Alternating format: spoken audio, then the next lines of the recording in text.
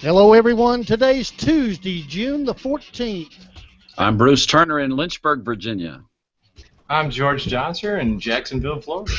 I'm Jeff Zayas in Napa, California. And I'm Robert Taylor in New Orleans, Louisiana. Hello, everyone. I'm Duke Carrico.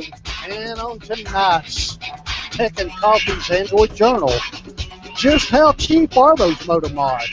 Microsoft buys LinkedIn. What does that mean? Hey, Apple's WWDC. We'll discuss the announcements. Hey, all of this and much, much more. Good evening, panel. How we doing? Yeah, pretty good. Doing well. Bingo, Want some bango. carrot juice? Carrot juice, yum.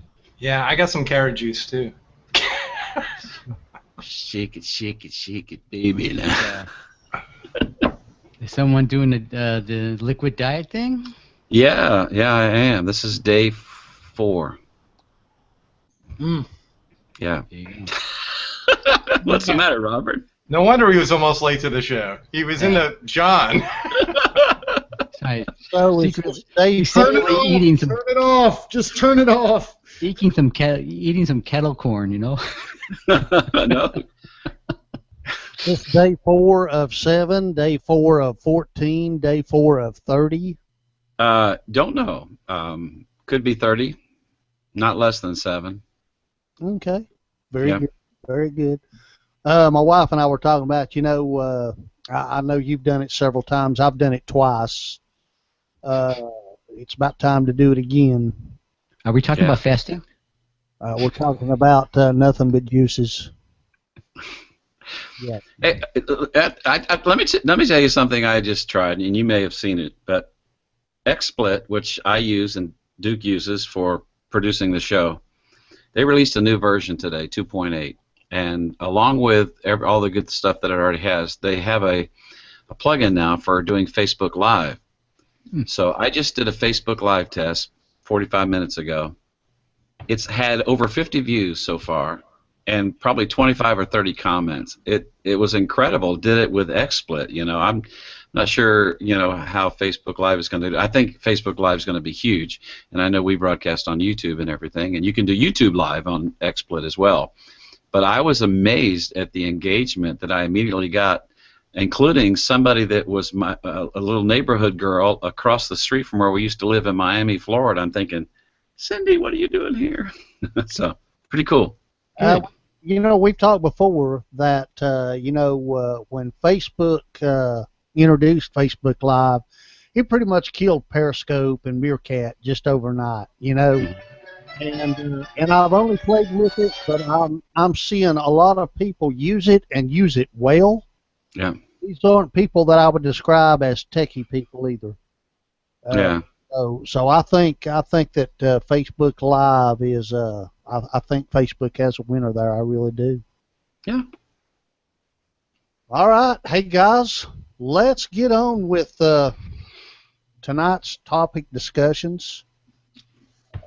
Let's start with last week Glenn and I got into a discussion about the Motorola Atrix and the peripherals that were introduced with that way back when. That was several years ago.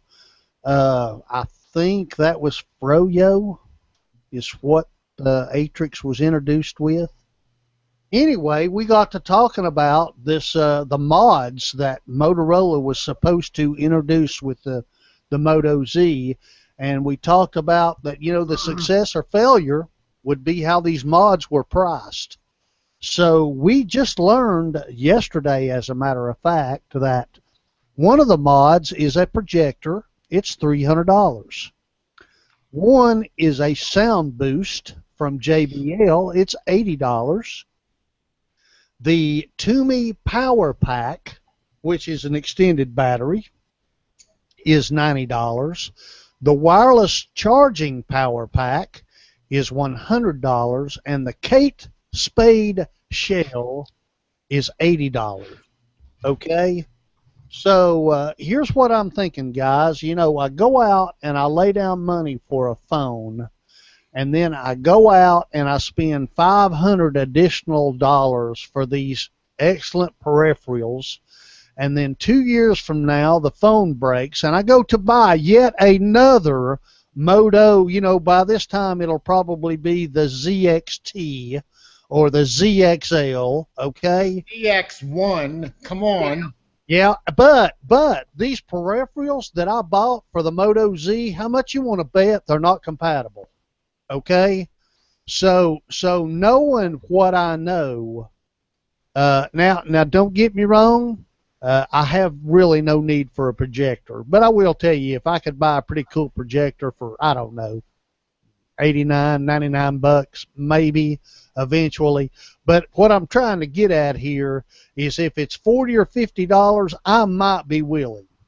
But when we're talking about $80, $90, $100 for an add-on module, no, I'm sorry. Bruce, jump in here, man. I'm dying to know what you think of this. Well, they're all too expensive, and for the reason that you mentioned too, compatibility, backwards compatibility, and all that. But who would spend $300 for a 50 lumens projector? I mean, the only place I could watch it would be inside my closet on a dark night. I mean, 50 lumens is squat. 300 lumens is squat. And the projector's like on the back, so you have to kind of set up your movie, flip it over, put up the projector, put the phone down, upside down on something, and you can't really control it after that. Yeah, and a JBL booster. I mean, how many of these Bluetooth speakers can you get on Amazon for a lot less money, and how often do you use them? Okay, now I may use it if I go to the beach and I want to set it on a picnic table so everybody can listen, but not everybody wants to listen to your music all the time. I don't know. I'm not a big fan of all this modular stuff. I thought you brought a guitar to the beach. Oh, I do. I'm just saying. So Robert, if this was Apple mods to an iPhone, would these prices go for Apple users? I think the Apple fanboys wouldn't blink an eye. They're used to paying premium price for stuff. So I don't think that would be an issue at all. Jeff, what's your thought, man? I'm with Bruce on this. I have since I don't spend money anyways, I wouldn't spend a dime in any of this stuff, And if you're going to get any of this, you might as well get something that's you can use on all your devices. Like if you want to get a projector, let's get a good one, spend a decent amount of money, and then have it be some kind of USB kind of Chromecast HDMI thing that you can use anything on it, right? So HDMI output. So that's how I would do it. And the Kate Spade shell for only $80. My purse cost at least $350. So come on, this is a steal for that much Kate Spade stuff. So no, it would be a big goose egg for me. Hey George, just a second, Bruce. Let me ask George something here. Google's got Project Era. That's their modular phone. We're seeing LG try modular, and Motorola, I really hate to call these mods because they're more just things that clip onto the back of the phone. Motorola's calling them mods. But I guess the point I'm trying to make is I mean, thus far what I've seen is this is kind of like 3D TV. Yeah, you can do it, and you can try to sell it to me, but bad chance. And what's your thoughts here? I mean, is this the future? I think they think it's the future, and it may be. It may end up being the future. But I've over the last 3 years, I've seen Kickstarters that did the exact same thing, and they were popular for Kickstarters, but they never got past that. We'll say the Pebble stage where they got off a Kickstarter and they were selling stuff like crazy out there, or you were seeing it in stores. So. Google has the potential of pushing it out there, but then again, Google abandons stuff all the time too. So. Okay, fair enough. Bruce, what was on your mind, brother? What was on my mind? Remember when they came out? I don't know what's going on with Motorola. When they came out with these little earbuds called the Motorola Hint. Yep. Well, now they're announcing an even more expensive one. The Hint was $130, You know, you can go and buy these Colex on or something else on Amazon for $30 or $40, and the quality is just really great. I just don't I don't understand. Did they do their research on this stuff before they started cranking it out? No, we just throw things at the wall and see if something sticks to decide whether we should go. You know, that really is the mentality with most phone manufacturers now. Hey, we'll toss it in. We'll see if somebody bites. You know, and you know that's just the way. It's like LG with the different clip-on stuff that you can. I don't think anyone purchased any of that stuff. I certainly wouldn't. You know, so yeah, it's not. What would make you purchase it, Jeff? I mean, obviously there's some appeal there to a modular phone to be able to add things on and expand it. What would entice you? The only thing that entices me is switching out the battery or in switching out the camera some strange way. Other than that, that would be it. Because there's no need. And as battery life is getting stronger and stronger and stronger and better, there's I mean, how much power do you need to go through the day and do the things you need to do? Because normally you charge your phone, quick charge for 20 minutes a day, and that seems to be the answer, right? So I don't think I need that many mods. Maybe the camera at the most, some kind of thing to make a telephoto or something. Or so going back to the '60s, we're not part of the mod squad, are we? No. I don't think Or that really bad '90s movie. I don't know. No, I'm probably the only one that remembers this, but there was a comic strip called Family Circle. Oh, I remember. And Lois, the housewife, they drew in a Kate Spade bag on one of her cartoons, and I guess people were calling in saying that's like an $800 bag. What is she doing with this? It's like so stupid, right? So I don't know why I brought that up. That shows you how old I am, but yeah, I wouldn't get any of this stuff. Wouldn't do it. All right, hey guys, listen, man. I didn't see this one coming. If there were rumors out there, I totally missed them. Microsoft has purchased LinkedIn. Okay.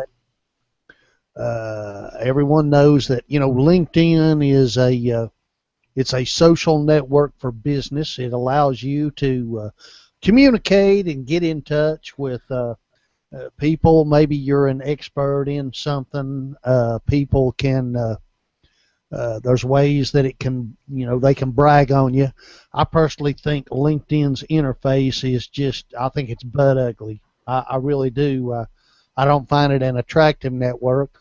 And, they've had a lot of security issues, so I got to joke today that, that was a perfect fit for Microsoft because both of them had, they just get hacked all the time.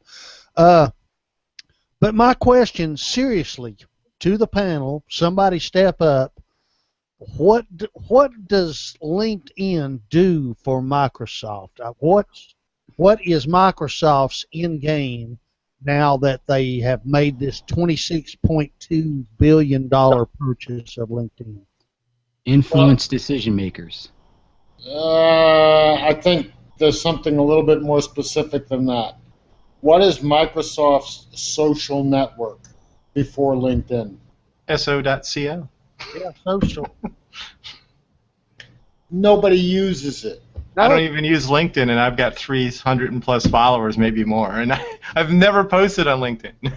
But you have an account there. I have an account. I've had an account there probably since LinkedIn started. So my biggest gripe with LinkedIn is they bought Pulse News, which was my favorite newsreader, and literally ruined it. Okay? I mean, it went from me picking the news articles that I wanted to see, and they picked them for me. And I had no say-so in it. So, I mean, listen, guys, I'm almost 60 years old. I'm near the end of my career, okay?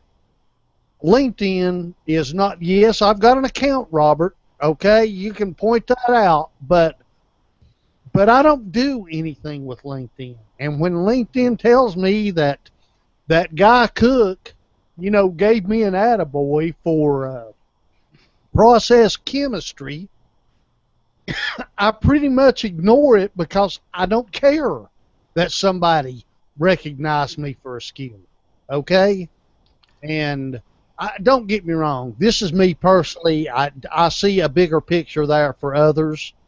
But, a lot of people in the last 2 days are really buzzing about this purchase.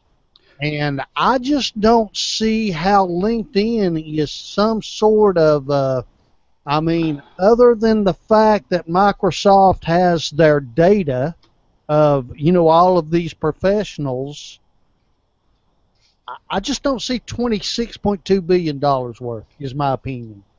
Yeah, but maybe they're looking for somebody to help out their phone program, and they need to have a database of people to choose from. Can we have a moment of silence for LinkedIn and for Microsoft as they've made this horrible, horrible purchase? I mean, I have LinkedIn, but you know how many times I look at it? I look at it sometimes when I get an email that says Guy Cook promoted me for something. The only time I look at it, and the weird thing is, it's because I don't get these all the time, but recruiters hit you up all the time on there. I mean, I always get stuff from recruiters like, hey, we got stuff in the Jacksonville or Charlotte area. Would you like a job or something? And it's usually like crappy jobs. Yeah, I get that. This chemical company in, Alaska is looking for someone with your skills. I get that, like I say, like I'm interested in a job like that. I guess my next question, and this is the most important question, is Microsoft bought LinkedIn. Does Google need to do something similar? Do they need to go out here now and buy something like Slack? Or, Why? Well, I'll tell you what, ask Recode.net, because basically this is what they're saying, is that Microsoft's LinkedIn purchase is putting pressure on Google to respond. And I'm sorry, I just don't see this as critical just to have some sort of a professional database like this. Yeah, I don't think they need to respond. That's just me, and I don't think that Microsoft paid 50% more than what the stock was worth to buy LinkedIn, and they have to make money on it, so they probably have an idea of what they want to do. But I don't think Google has to respond. LinkedIn employees are happy. They just I'm sure they became super rich. Is this like Verizon shopping for Yahoo? What do they want? Just the data? Well, hey guys, let's face it, man. Microsoft knows what they're doing when it comes to acquisitions. Just ask Nokia. Yeah. Start the music again, Bruce. Yeah. I already closed that tab. Let's do a funeral procession for Nokia. I don't know. Listen, I'm every time no expert in matters such as these, but I just don't understand why this acquisition is so important to Microsoft, and why people think that Google has to respond to this. I'm sorry, I'm missing this totally. So do I. But think of Google and Motorola, right? They responded to something. They thought they had to do something, and then what happened? They got rid of it. It's not their core business. But they hung on to certain patents. See, it wasn't about owning Motorola for Motorola's sake. It was to have their hands on some of Motorola's technology patents, that when they sold Motorola to Lenovo, those patents did not go with. Yeah, but I'm sure they didn't get the same value for what they purchased it for. But you're probably right. It was more protection oriented, perhaps. I don't know, but this doesn't seem protection to me. It seems they believe there's some kind of strange synergy there, and they're going to benefit from it, and maybe they will. But they had $26 billion collecting dust they needed to do something with. What the heck? Exactly. They didn't want to buy Mambia, so. Well, hey, listen. I'm going to be watching this closely, and I promise you, if something moves in either direction on this, I want to bring it back here to the panel and let's discuss it because Oh, I'm just not seeing the big picture on this deal. I've never had a LinkedIn account. Well, listen, you don't tweet either, so really, and you defend iOS. What are you even doing on this Hey show? man, they had a big, Oh, shit! and Duke, look what Okay, you hold him did. down. Hold him down. I'm strangling him. Opened that can of worms, didn't you? You had to do it. All right, hey Jeff, let's talk about it, man. First of all, did you watch it, Jeff? I only watched the from the show notes what you passed on. No, I didn't watch the event live. And But I didn't watch it either. I really wanted to, but listen, just looking over what I put for your show notes, it looks like I'm sorry, but it reminded me a whole lot of Google's developer conference in that they addressed a whole lot of their shortcomings where Google was excelling. And listen, there wasn't anything groundbreaking that came out of it, but a lot of people seem to think that you're going to be able to use Siri everywhere. They're opening it up to third-party developers, and really, we've talked in the past about the advantage that Google has with Google Now over Siri because of the privacy, the way they address privacy. And opening it up to third parties might be Siri's saving grace. It won't be Apple that really pushes Siri. It will be those developers who don't view privacy like Apple does. Would you all agree or disagree with me? I would tend to agree, but I'll step back one thing. You said might be Siri's saving grace. I think it's Siri's only saving grace at this point. They are very far behind Google in both AI and in development, and the end result is they need to do something more than just within themselves to boost Siri's application. The only way you can do that is make it available for developers to take advantage of. That's it. and they will. I mean, I think Jeff, wait, you've lost volume, brother. If you want to boost up your volume and while he's doing that, you got something you want to say? yeah. Get off Windows. Wow. Back? No. No, you're not. No. You're not back, Jeff. Okay. Hey, Are you guys. on a Mac? Are you on a Mac, Jeff? No. If he was, it probably worked. Well, I think somewhere someone is trying to influence my USB card.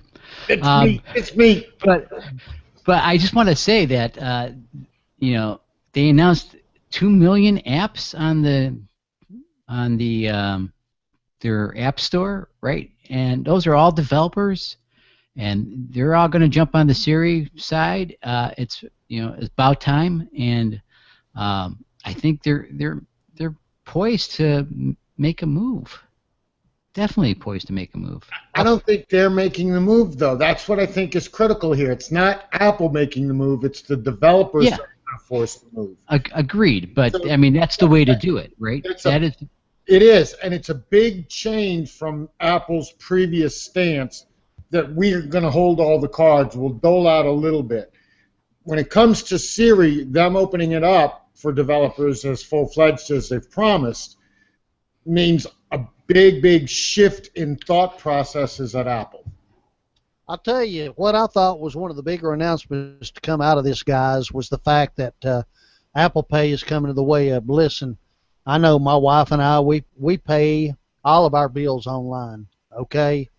I do like cash. I like to pay cash when I buy my lunch every day, okay? But for any of my major bills, I've been paying through my bank. And I think that the fact that Apple Pay is going to the web and people will be able to pay through Apple Pay, they're already using it, at the checkout counter. I think this is a pretty big, pretty bold move for Apple Pay, and that's pretty powerful stuff for Apple Inc. Yeah. Yeah, and I think Android Pay, Samsung Pay, ought to throw in on this idea as well.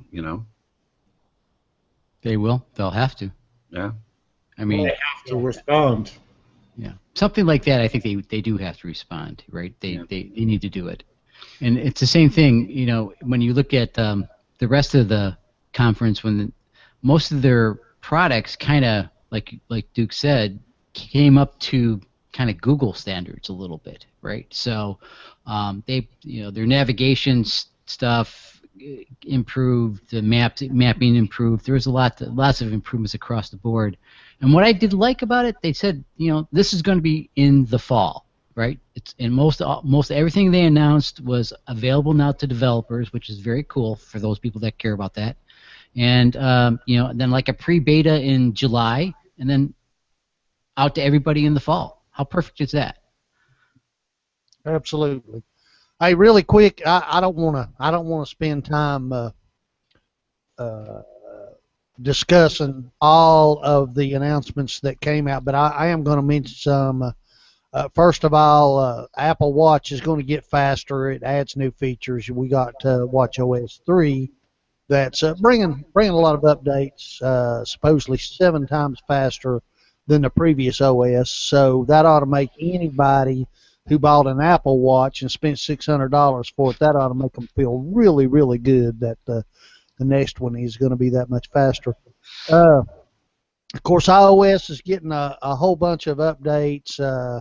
You're getting a complete redesign for music and maps. Maps is going to be better on, excuse me, navigation.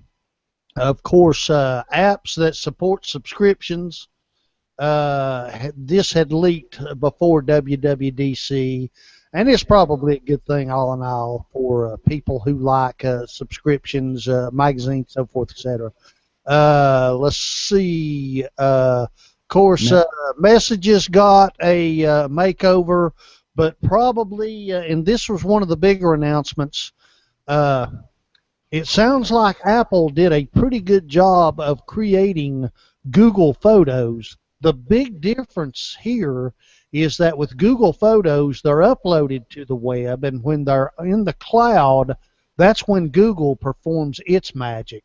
Because here again, Apple and their privacy and their approach to it, all of the processing takes place on the phone or tablet before the photo is uploaded to the cloud. And I found this pretty interesting, but it does sound that even though it's on the device versus the cloud, Apple did a very good job of addressing the very popular Google Photos. Yeah, they did. The more categorizing of photos, basically.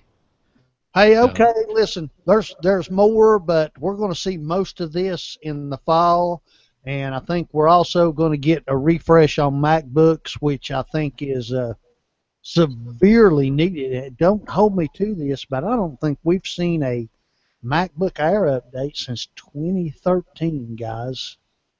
Yeah. Don't hold me to it because I'm not an Apple guy, but I'm thinking it's been a long time since they've refreshed those laptops. Yeah, it's called Mac OS. What a difference. Yeah.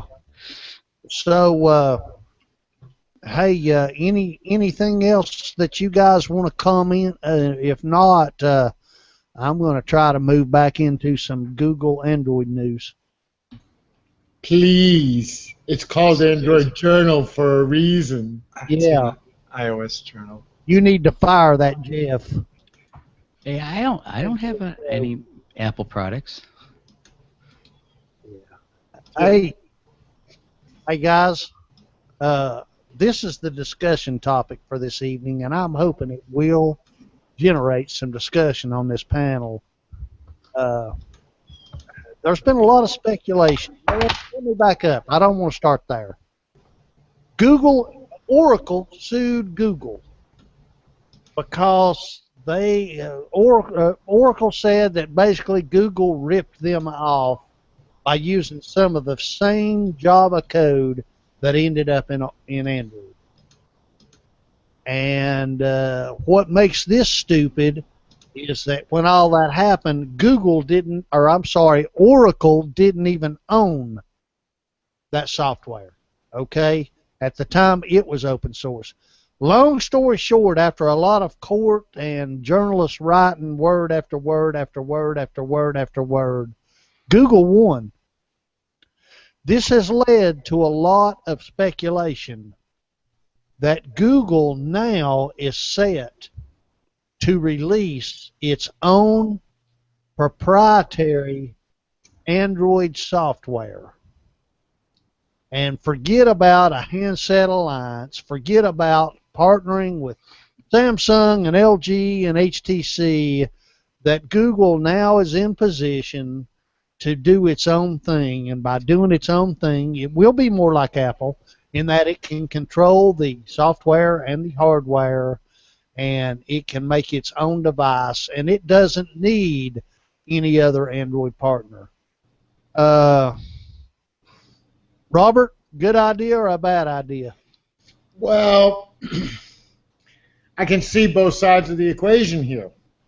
On the good side, it means that Google controls and can update, and everything's going to work at the same standard. We're not going to have LG's version versus Samsung's version versus Motorola's version. We could see benefits there.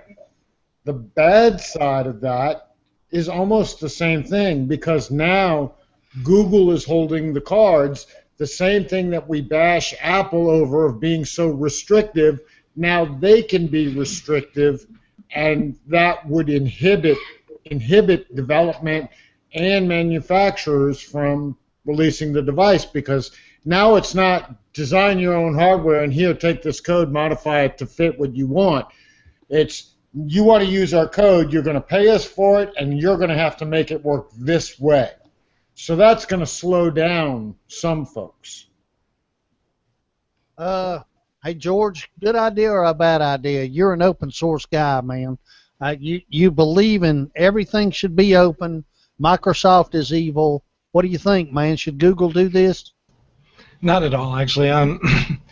I understand that they've been giving away the OS for ages, and it is Linux-based, so technically there is some portion of it that will always be open source, no matter what Google wants to do with it.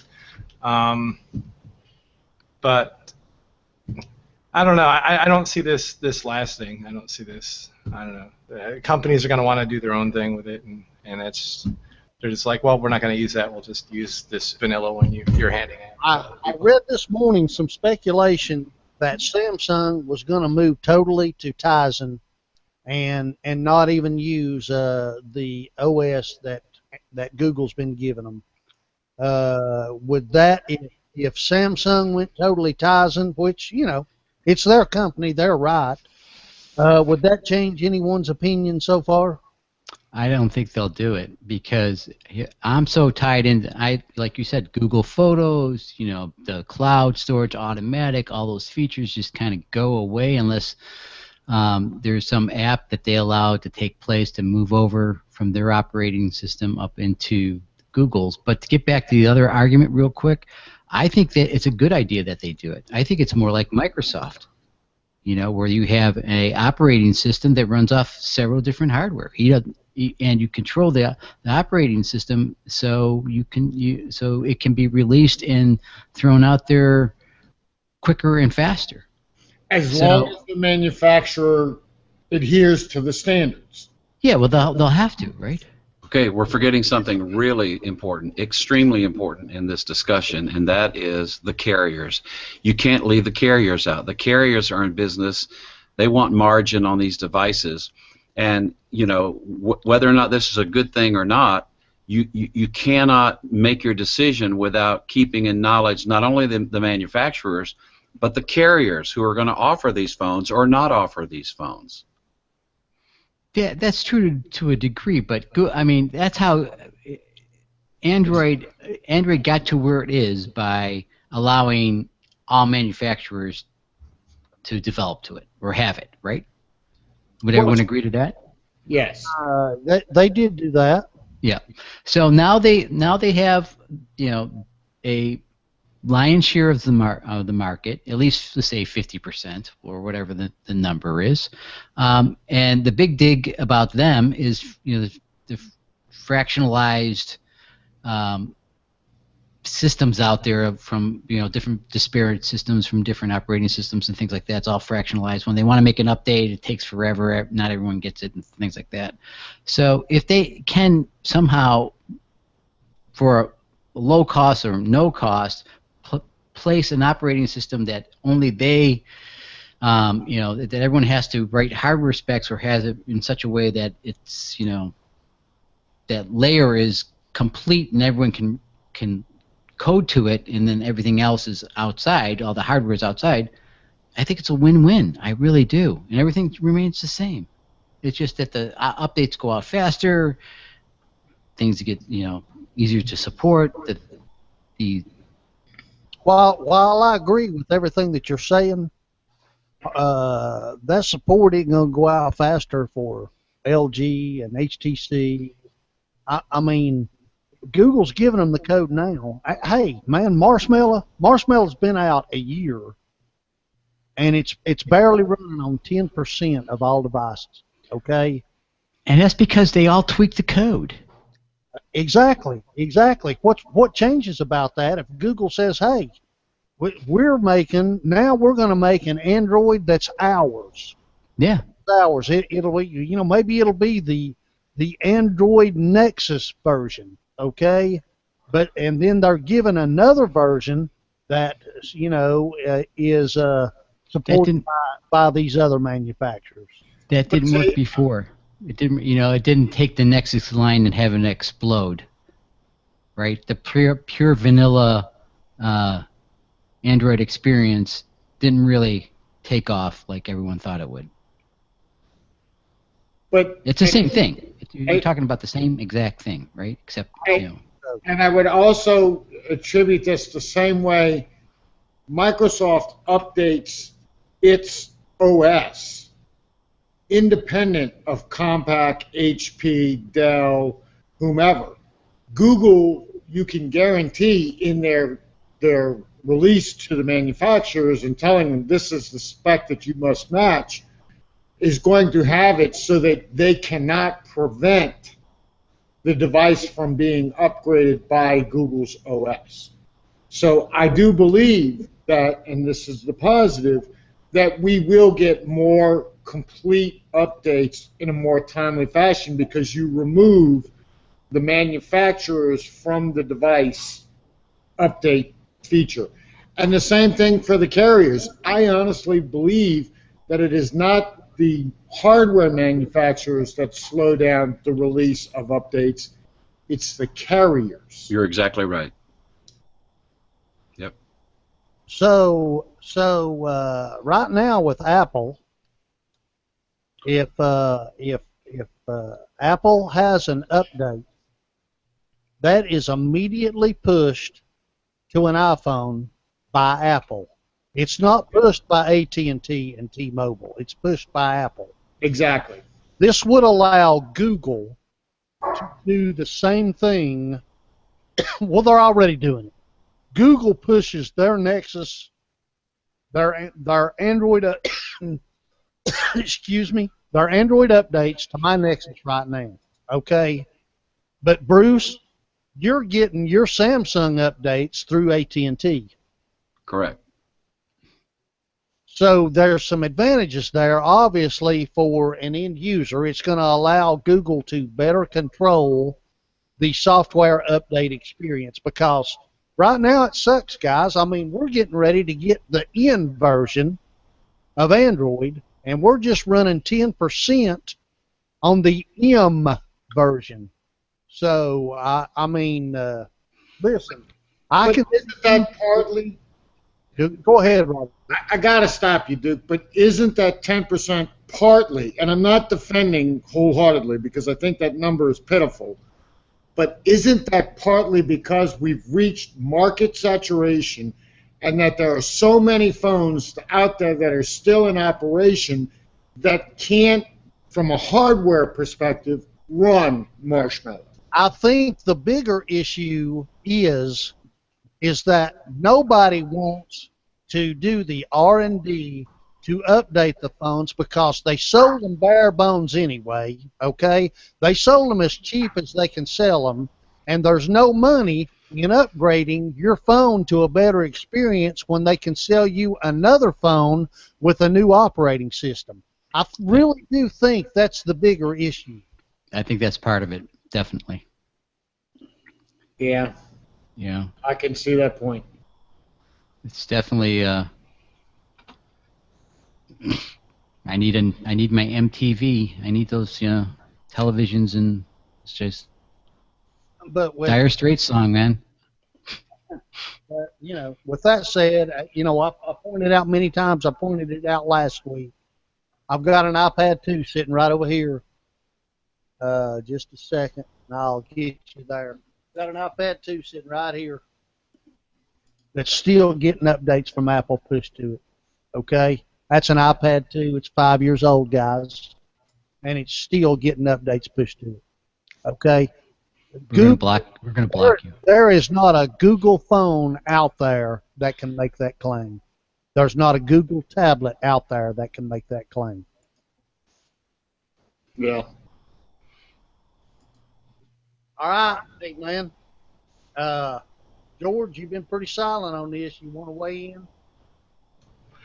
Nah, not really. I mean, I just don't. I don't see this going too much further. I see it as something that's going to get dropped eventually. So there's too many third-party and other manufacturers using straight out Android. So. All right. Hey, guys, really, really quick, before we move into the share segment, there's a couple of things I want to share with you. First of all, there's a deal. It's a deal that I still can't afford. They can mark 60% off a Mercedes, and I still can't buy it. Hey, but Huawei makes what is considered to be the top of the line Android Wear watch, and for Father's Day, we're talking some pretty good discounts, man. As much as $220 off certain brands. Of course, that still brings that price. That $220 off still brings it down to about $600.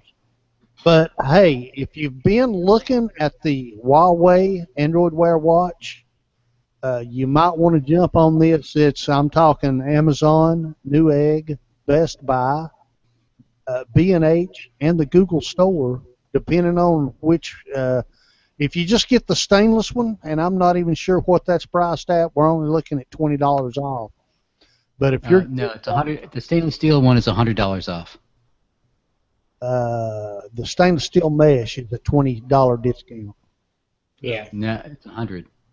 The stainless steel mesh is a $20 discount. Well, let me just say, as the oldest okay, member right. of the Android Journal crew, and hence the fatherly figure of the show, if you guys want to do a collection and get one of these for me, I would enjoy it. Wow! No way, man. Pebble's the only way to fly. So, Duke, you are correct. The stainless steel link band is $100 off. Yes. The mesh is $20. And the gold metal link is the one that's discounted $220. But yeah, just if you're getting just the stainless with the mesh, it's only $20. But hey, that's $20. All right, hey guys, really, really quick. We are Tech and Coffee, and we've been doing this podcast now for quite a while. We call it Android Journal. We love to talk about Google and Android, and we sometimes we'll even put down Apple and Microsoft. Hey, we got a Twitter and a Facebook page. Hey, check us out at Tech and Coffee 1. Our YouTube page at Tech and Coffee. Nobody uses it, but it's still our favorite social network. It's Google+. Search for Tech and Coffee. Look for that TNC logo. This podcast can be found on Stitcher Radio, iTunes, Player FM, and hey, anytime you want to tweet to us or Talk to us on social media. Use that hashtag Tech and Coffee. Questions, comments, and snide remarks, email them to us. aj@techandcoffee.info. Hey, man, you got a question? You got something to say over something we've said? Do a video. We'll play the video here right on air. So with that said, guys, let's move into our share segment. And Bruce, as always, I see you on the end, so if you don't care, let's start it, brother. Absolutely.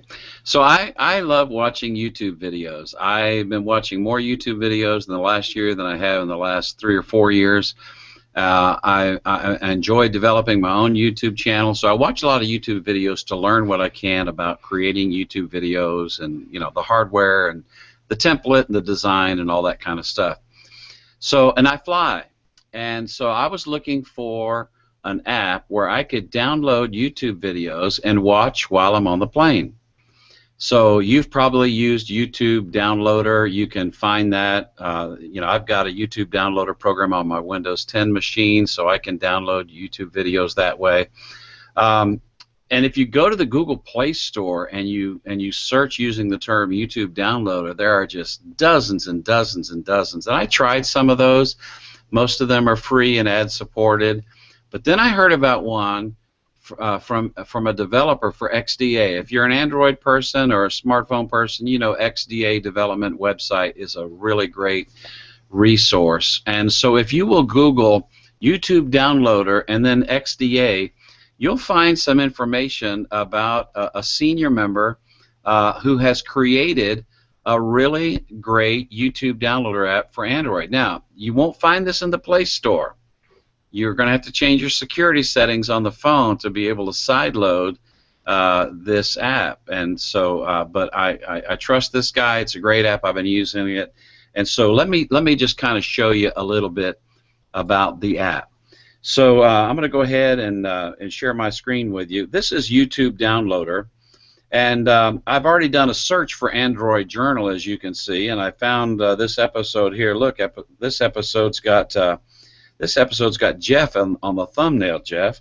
And so what you can do now, I've already downloaded this one, so let me go back to the search and let's look at episode 113. And so if I want to download this app, I just tap on the 720p version, and I can click download here, and it will start downloading. And you can see a number of them I've downloaded. Now the one that I'm talking about right now is this one, the second one from the top, and it says in progress. Because that's 650 megabytes, I'm not going to continue downloading that. But you can tap on these videos. This happens to be a Casey Neistat video, and you can click open, and you can choose whichever one of your video playing apps that you have. I'm going to use the video player, and it's going to start playing the video app. So I'm going to go ahead and pause that. But let me tell you something that I like about this. Once you download this app, you don't really have to necessarily use the app itself to search for.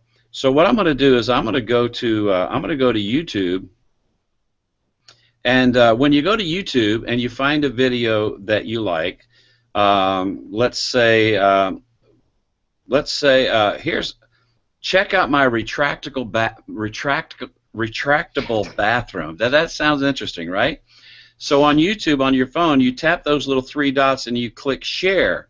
Now, normally you're going to share this to somebody on email or a Hangout message. But if you scroll all the way to the bottom, you'll see that YouTube Downloader now shows up as somebody I can share to. So when I click on that, it immediately takes me to the app, and now I can tap on the 720p version. It's 62 megabytes, and so now that's downloading. So what I did was I had 24 Casey Neistat videos download. Now you can set this to where you only download on Wi-Fi. I suggest you do that because you don't want to eat up a lot of your bandwidth.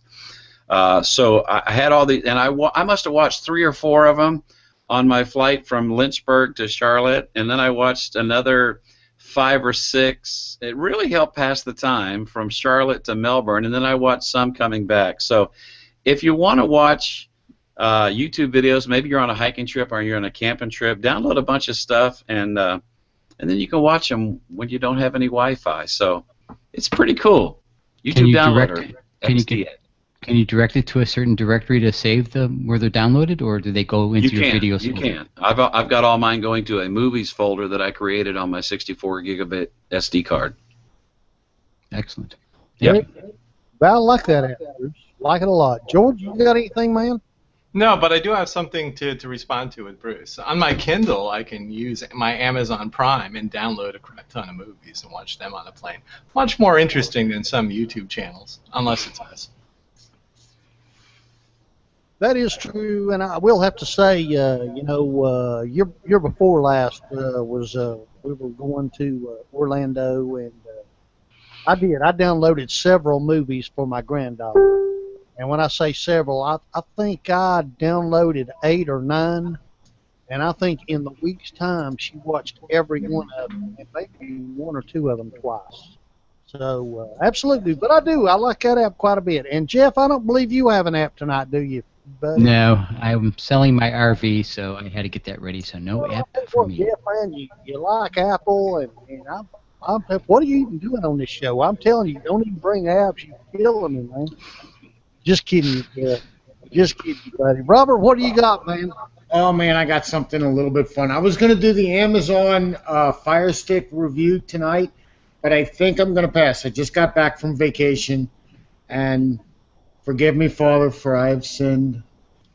I got to give a shout-out to a competitor hotel, one that I've never stayed at. I'm sure you all have probably heard about it, Drury Inn and Suites. Very nice hotel, very reasonably priced. But my sin is I walked out with some of their key cards. Not on purpose. It was an accident. But one of the things that was interesting about this, and again, I do highly recommend Drury Inn and Suites if you're going to be traveling. Definitely stop and consider them as your place to stay. It was very good. They're very up to date. And their key, you'll notice, does not have a magnetic stripe on the back. What does it mean? This key is an NFC tag. So, being sort of the gray hat hacker that I am, I wanted to read the code of this key and see what I could see. And sure enough, I have an app that allows you not only to read it, but also, since I happen to have accidentally walked out with 4 of the keys, you can repurpose these keys using a software package called Retag. It's available in the Google Play Store. It will read the key and will allow you to reuse this key for something else. Now, let me say this for security. You cannot write to these keys.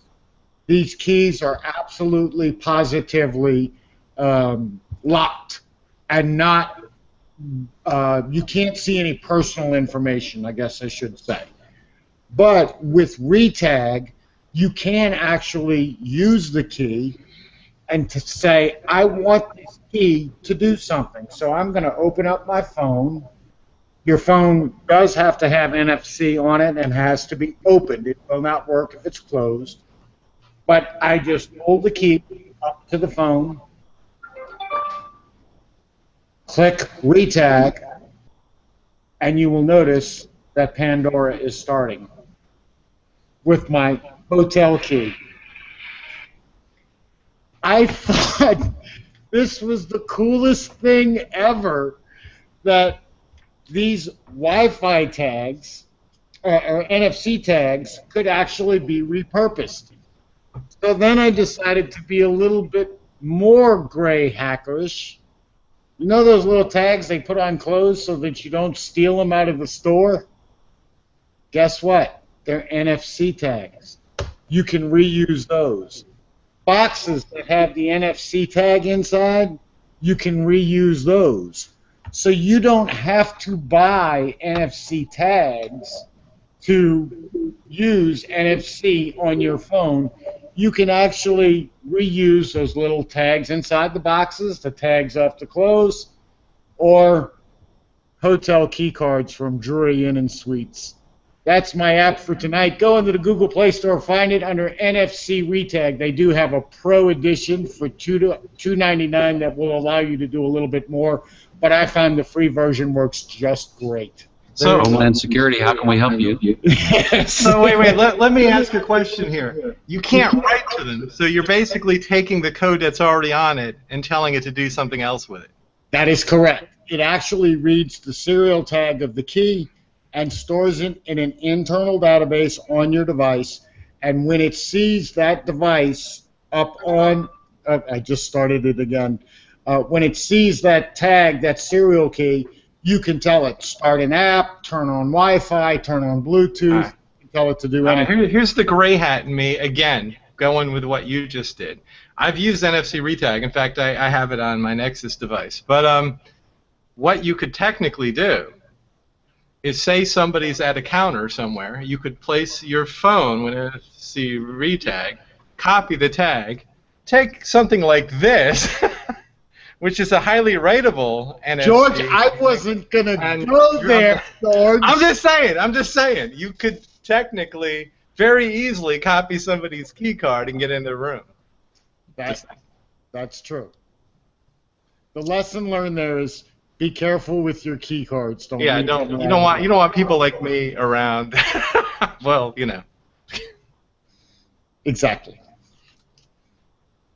All right, very good.